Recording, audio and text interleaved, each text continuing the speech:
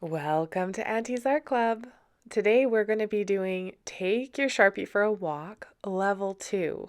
I say Level 2 not because it's harder, but it has more steps than Level 1. It's a similar project, just a slightly more involved process. And as I said before, this is one of my favorite mindful art activities, and I do it often, even as a grown up.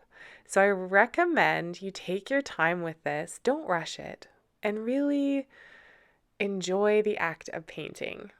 You will need your watercolor paper, a Sharpie, masking tape, a jar or a cup of water, paints, paintbrushes, your curious mind, relaxing music, and paper towels or an old rag are helpful. Get your supplies together, and we're going to start by taping our paper. So remember to take your time with this and get your paper and your tape nice and straight. You want part of your tape on the paper and part of your tape on the surface. And remember, if you're finding your paper is getting ripped by the tape when you take it off, you can always stick the tape to some clothes or a fabric surface and then take it off, and it'll pick up the lint from that surface and be a little less sticky. So now we're going to take our Sharpie for a walk. I like to pretend that my Sharpie is a dog and I'm taking it for a walk. And it changes direction and it loops around. But I don't take my Sharpie off the paper until I'm happy with the amount of lines I've drawn. And then I go back over my lines, taking my time to make them clear and as smooth as I want them to be. Sometimes I like to take certain lines and make them thicker, and other lines can stay thin. Experimenting with line. And this is a very basic building block of art, and it's a good thing to practice often. So take your time. I took a lot of time getting my lines just the way I like them and getting to know the shapes in my piece. But this is just random swirls. There's no planning here. This was just me taking my Sharpie around the paper in random directions, changing directions, just like a dog pulling you in different directions while you are on a walk. And once you're done, it's time to paint the shapes you made.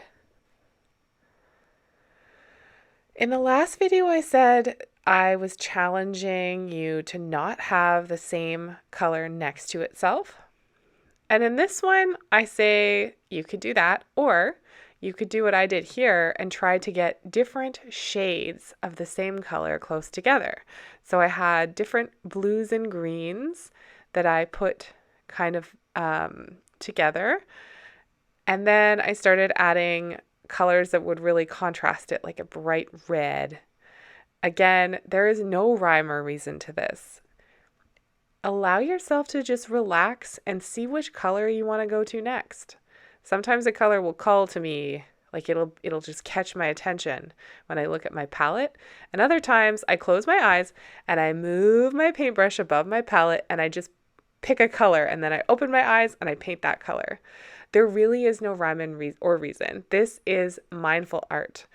It is something that helps you practice technique, and it's something that helps you to relax and really connect with the joy of art. So I really like this one. My grade 3 or 4 teacher, Mrs. Kargopoulos, taught me this. We used to do this all the time in art, and I loved it so much that I do it every chance I get. So again, just going over your paint. I had put a couple different shades of each color in here and just taking my time to get it as bright as I want. And for this one, because it's level 2, I'd put a little bit more variation in each color. So I was blending more colors together in each shape. Whereas in level 1, I just painted them all one color. Here I was mixing some green with some yellow. I was mixing some yellow with some orange. However you want to fill up all the white spaces. And when all your white spaces are done and you're happy with it, we're going to add some details. For this, I use my super fine black paintbrush that has a 00 on it. And I just went through and added different patterns using slightly darker colors to each of the areas of my picture. So just like the rest of this piece of art, there wasn't really a plan to it. I tried to make each area look a little bit different from the others. So each one is its own little piece of art, its own little creation.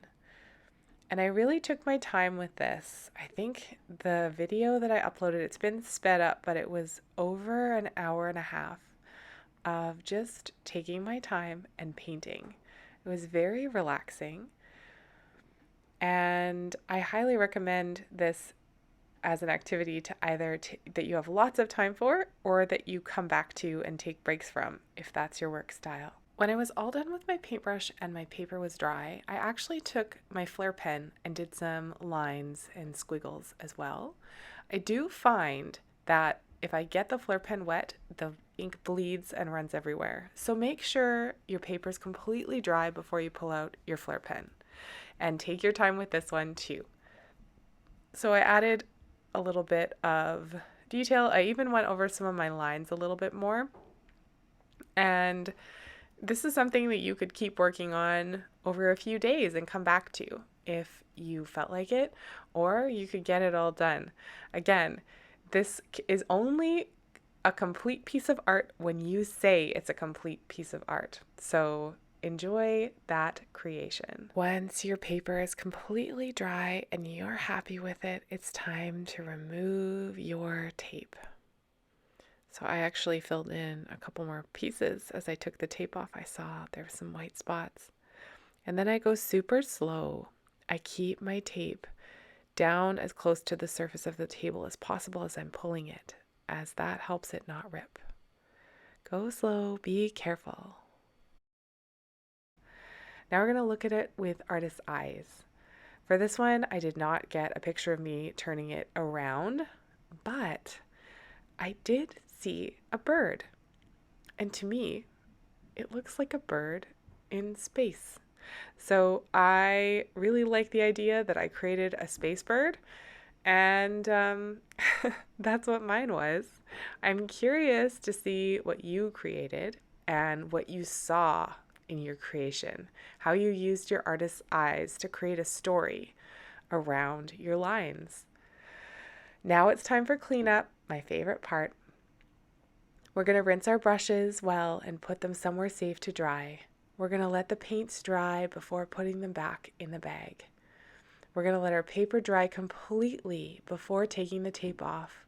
Wipe down our workspaces, drain and put away our jar or cup of water, and put all of our items back in our bag when they are clean and dry so they're ready for us next time we want to create. Thank you so much for creating with me today. I had so much fun making this video, and I'd love to see your creations. So remember, you can send them to me, and next time I update the gallery, I'll be putting some new ones in there. Happy creating! And until next time, have a beautiful day.